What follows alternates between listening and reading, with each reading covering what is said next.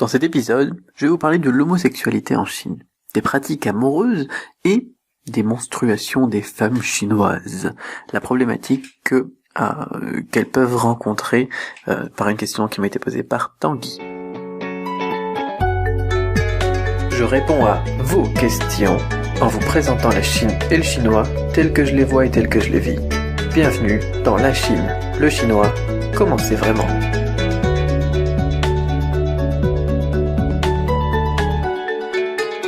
Bonjour Cédric Beau et bienvenue dans l'épisode 027 de la Chine, le chinois, comment c'est vraiment LCCCV. Alors le truc amusant d'aujourd'hui, c'est que je me disais mais qu'est-ce que je peux faire comme émission, comme épisode spécial aujourd'hui parce qu'on est mardi. Et alors je me suis dit tiens, il faut que je fasse quelque chose qui réponde à une question ou à des questions qui reviennent souvent. Par exemple, j'aurais pu évoquer le Tibet, j'aurais pu évoquer l'Afrique, j'aurais pu évoquer la dernière fois aussi on avait fait par exemple les hôtels ou bien alors les moyens de se loger en Chine.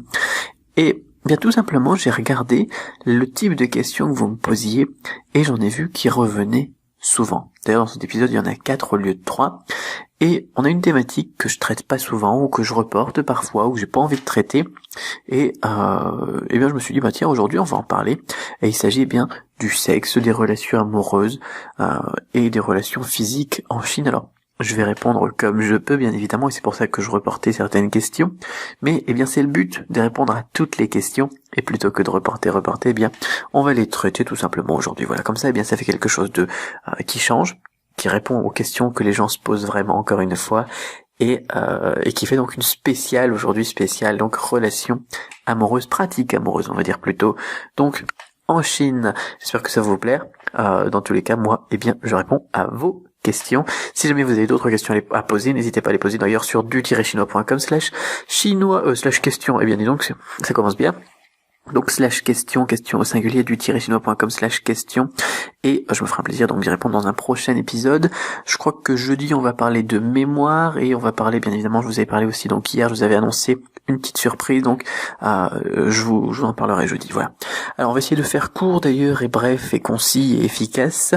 Alors plusieurs questions, on commence par Nico. Nico qui me dit bonsoir Cédric, du coup c'est bonjour Cédric, je voulais savoir si vous comptiez faire une vidéo sur l'homosexualité en Chine. Alors j'en ai déjà fait une notamment, où je suis en vidéo et je réponds en quelques minutes à la question de l'homosexualité en Chine. Mais je voudrais réévoquer les principaux axes et les principaux éléments, donc aujourd'hui avec vous dans ce podcast, parce que c'est une question qui revient souvent. Et puisqu'on fait un spécial donc aujourd'hui sur ça, on va la retraiter rapidement. L'homosexualité en Chine n'est globalement pas très très bien vue en Chine. Parce que c'est à la fois tabou les relations sexuelles et en plus c'est considéré comme contre nature ou je ne sais pas quoi, mais il y a un c'était comme ça et ça peut poser des problèmes. Et il y avait des cas aussi de rejet des personnes homosexuelles, des familles, etc. Un petit peu comme en France, on va dire il y a 10-15 ans ou un peu plus d'ailleurs même. Comme en France, ça a tendance à évoluer donc dans le bon sens. Si bien évidemment vous pensez que le bon sens c'est une acceptation de ça. C'est flagrant notamment dans les clubs, dans les soirées, dans les événements, etc. Et aussi par les médias, notamment les médias qui montrent les stars américaines homosexuelles, ou bien alors là on a eu le PDG ou le DG, je sais plus, d'Apple là, Tim Cook, ou je sais plus comment il s'appelle, c'est pas grave, qui a fait l'annonce aussi de son homosexualité, etc., qui peuvent permettre une meilleure acceptation globale, on va dire, de la situation des personnes de homosexuels tout simplement en Chine. D'ailleurs, on a tendance à remarquer que l'homosexualité féminine a l'air d'être plus acceptée que l'homosexualité masculine. Et ça, je sais pas pourquoi, mais en tout cas, c'est ce que j'ai pu observer, moi, on va dire, de mes propres yeux. Donc, je réponds avec mon point de vue et avec ce que j'ai pu voir, bien évidemment. Je veux pas que vous pensiez que c'est une position officielle ou une position globale ou n'importe quoi, mais c'est ce que j'ai pu voir, moi, en tout cas. Donc, globalement, par rapport aux familles, pas terrible. Par rapport aux mentalités, de mieux en mieux. Ensuite, question de Bernard qui me dit « Cédric, les Chinois sont très pudiques et modestes. Qu'en est-il de leurs pratiques amoureuses dont on ne sait pratiquement rien? S'ils sont 1,4 milliard, ils doivent savoir comment faire des enfants. » Alors, donc dit Bernard, Et autre question, anonyme, qui va dans le même sens. Bonjour, vos vidéos m'intéressent énormément. Voici ma question. Je voudrais savoir les aspects positifs, mais surtout négatifs possibles lors de relations amoureuses en Chine, car j'ai été très déçu à ce niveau-là au Japon. Au Japon, la plupart des sentiments et contacts physiques disparaissent après le mariage. Bonne continuation. Alors, on va dire on va faire des généralités là aussi, mais il faut pas que ça devienne des préjugés. On va dire qu'en général, effectivement, la pratique amoureuse est plutôt poussée au moment du mariage, effectivement, et après le mariage. Le but étant généralement d'avoir un enfant à environ, on va dire, 1 an après le mariage. C'est ce que je peux remarquer donc de plus fréquent. Après, donc tout le monde n'est pas dans le même panier, bien évidemment, et il faut aussi noter donc qu'on a aussi des choses qui sont influencées par la démographie, par la politique et par la législation. Par exemple, une femme peut se marier, je crois, à partir de 18 ans, un homme ne peut se marier qu'à partir de 22 ans. Donc ça va influencer aussi sur les relations, sur la façon dont les gens perçoivent les choses. Si on se marie du coup plus tard pour les hommes, après, eh bien, on va aussi avoir une forte prédominance, on va dire, de l'aspect carrière qui va arriver, et les femmes, si généralement on fait un enfant rapidement, eh bien elles vont s'occuper des enfants, et peut-être que effectivement les relations vont se perdre. Il faut aussi penser à la politique de l'enfant unique qui était aussi très importante, et on peut pas se permettre de prendre des risques, on va dire, avec la politique de l'enfant unique, parce qu'on peut pas du tout avoir un accident, parce que eh bien il y avait les amendes, il y avait le fait que on était hors la loi, etc. Et effectivement, ça peut effrayer, ça peut faire peur par rapport à cela, donc d'avoir des relations, pas forcément après le mariage, mais surtout, je pense, après le premier enfant. Donc, il faudrait y réfléchir plutôt avec ce point de vue-là, plutôt que de dire c'est culturel, voilà, après le mariage, c'est fini, on se touche plus. Il faudrait peut-être réfléchir à s'il n'y a pas une influence de ces politiques, de cette culture, on va dire, de la politique de l'enfant unique, là-dessus. Je sais pas pourquoi est-ce qu'au Japon c'est comme ça aussi. Peut-être qu'aussi dans la culture asiatique, on va dire peut-être même que dans la culture asiatique, on retrouve effectivement, globalement là encore, ce genre de situation. Mais voilà, il faut mettre avec un mais. Il faut voir effectivement comment est-ce que c'est vu par les Chinois. Et là, je pense qu'il faudrait creuser. Il faudrait encore creuser, je pense, ce problème. Parce que on n'a pas énormément de divorces, même si on en est de plus en plus, c'est surtout chez les jeunes, mais chez les vieux qui du coup n'ont plus de contact physique, on va dire, au moins après donc le premier enfant ou après le mariage, donc en vieillissant, qui restent pourtant ensemble et qui vont très très bien, ça va très très bien. C'est vrai qu'on est moins proche, on va dire, en Chine. On voit très rarement, par exemple, 2 personnes âgées qui se tiennent la main, alors qu'en France, ça se voit plus souvent. On voit très rarement des personnes qui s'embrassent en public, alors qu'en France, ça se voit très souvent. Donc là, sauf chez les jeunes, bien évidemment, eh bien, c'est comme ça. Et après, justement, puisque les jeunes actuellement, eh bien, ne sont pas comme les vieux le sont actuellement, alors que les vieux, eh bien, à leur époque, ils étaient, comme on les décrit aujourd'hui dans cette question, on peut aussi remarquer une évolution des mentalités, et on peut aussi d'ailleurs mettre ça en parallèle, je pense, avec ce qui se passait en France aussi. Il y a 50 ans, vous pouvez demander à vos grands-mères, ou à vos grands-pères d'ailleurs, les relations amoureuses n'étaient pas du tout ce qu'on trouve aujourd'hui. C'est bon, même si on voit plus de vieux qui se tiennent la main qu'en Chine, c'était quand même plus tabou, on va dire, d'afficher sa proximité en public. Donc, on peut tout porte à penser que, eh bien, en Chine, ils vont évoluer un petit peu de la même manière que nous, peut-être plus lentement, et qu'ils ont tout simplement un petit peu de retard. Comme nous, on a du retard d'ailleurs par rapport aux États-Unis, dans beaucoup de domaines, d'ailleurs pas que dans ce domaine-là. Et généralement, eh bien, 5 ans après, 10 ans après, en fonction des domaines, eh bien, l'Europe suit au final ce qui se passe actuellement aux États-Unis.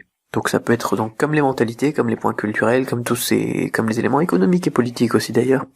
On a ça qui varie. Alors est-ce que maintenant dans un monde multipolaire où les États-Unis sont moins puissants, peut-être que ça va changer et que ça va stagner, on va dire, au niveau des éléments culturels et de la façon dont les gens vivent leur couple et vivent leur vie en général. Ça, eh bien je saurais pas le dire parce que je suis pas devin, mais voilà. Voilà un petit peu donc les généralités, ce que j'en pense, ce que j'en ai vu et sur ce qui s'est passé. Donc effectivement ils savent comment faire, Bernard, mais ils le font en privé, hein, comme nous avant, parce que maintenant d'ailleurs on en a qui le font vraiment en public et ça peut être effrayant un petit peu, mais bon. et peut-être sur une moins longue période que nous, qui pourrait être expliquée donc de la manière que j'ai évoquée, ou peut-être pas, je sais pas. C'est vrai que c'est une bonne question et c'est difficile à répondre à cette question. Et c'est pour ça que je l'ai repoussé ces questions, parce que j'ai pas envie de les traiter tout simplement, puis c'est pas de la procrastination, mais parce qu'au bout d'un moment je me force à les faire tout de même, mais je serais pas donné beaucoup plus d'éléments là-dessus.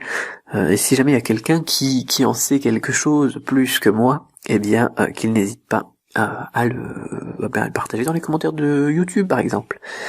Troisième question de Tanguy qui me dit question un peu étrange, je l'admets, mais bon.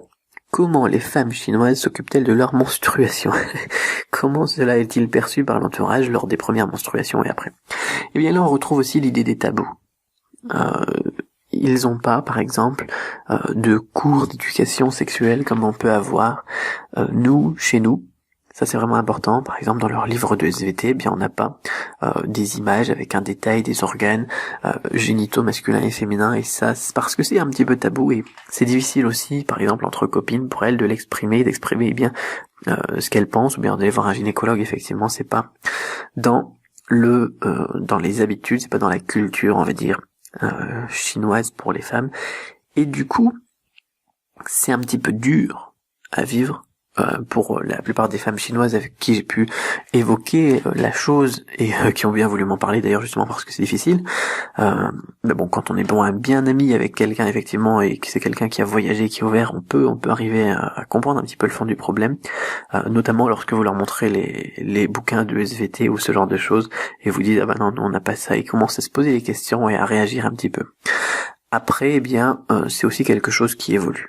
Voilà, ça commence à arriver doucement, et on revient donc sur la logique de la question 1 ou de la question 2, ça va aller en s'améliorant, enfin tout laisse à penser que ça va aller en s'améliorant, mais pour l'instant, eh bien c'était pas très très bien perçu, c'est difficile à vivre, surtout donc pour la personne donc qui a ça pour la première fois, ou même pour les autres fois, parce que elles savent pas comment expliquer ça, elles savent pas non plus aller demander. Donc ils sont plutôt honteux d'avoir des menstruations, on va dire au début, alors qu'il n'y aurait pas du tout normalement lieu de l'être. Et ça c'est difficile et c'est un peu terrible, je trouve. Après bon, en tant que garçon, c'est difficile pour moi d'aller plus loin dans le détail de ça, mais c'est terrible parce que quand on est un occidental et un homme surtout, et qu'on en connaît plus sur la logique de comment ça fonctionne qu'une femme qui vit ça, c'est un peu difficile, je trouve, de se rendre compte tout simplement de cela. Voilà.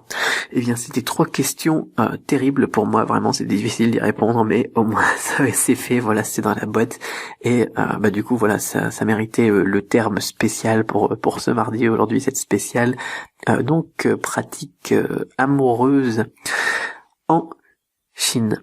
Donc, j'espère que mes réponses sont adaptées aux questions. Il est difficile aussi d'aller trop développer certains points, notamment parce que j'ai indiqué que mes podcasts étaient tout publics, mais si vous voulez donc des précisions sur la façon dont je vois la chose, ou bien alors si vous voulez vous rajouter aussi donc des éléments de manière bien évidemment posée et adulte, n'hésitez pas à le faire donc dans les commentaires de la vidéo sur YouTube. Voilà pour cet épisode spécial donc du mardi. N'hésitez pas à poser donc vous aussi des questions, pas trop dans cette thématique là s'il vous plaît, sur du-chinois.com/question à singulier. Et puis moi, question pour vous, tiens, c'est ça, c'est quels sont selon vous les pires tabous en France? La dernière fois j'avais évoqué le tabou du salaire en France, qui ne l'est pas du tout en Chine. Aujourd'hui on a évoqué le tabou des relations amoureuses en Chine, qui ne l'est pas du tout en France. Eh bien, quels sont selon vous les pires tabous en France que j'aurais pas évoqué, en plus donc du salaire par exemple, qui me permettrait de faire une comparaison, de rebondir là-dessus. Donc dites-moi voilà votre réponse sur ce point spécifique, donc dans les commentaires YouTube aussi de préférence. Et puis on garde l'esprit ouvert et ensemble on tue les préjugés. On se retrouve demain pour l'épisode 28.